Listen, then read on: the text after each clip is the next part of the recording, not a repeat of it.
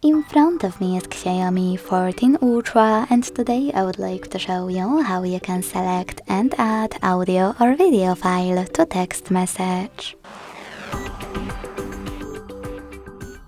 Begin by launching messages and selecting or creating a chat. Then click on this plus at the bottom left corner and hit Files to add an audio one.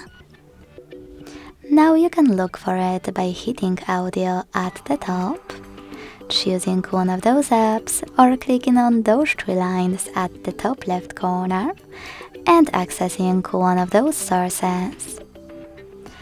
After finding it, just hold it and hit Select at the top right corner to attach it. If you prefer to add a video file, just click on Gallery instead of Files. And if your video is recent, tap on it here. Then decide if you wish to send it as Google Photos link or low quality video, and hit Add at the bottom right corner. If your video isn't recent, select Folders. Look for it here and click on it. Then tap on one of those options again, but this time choose just once or always.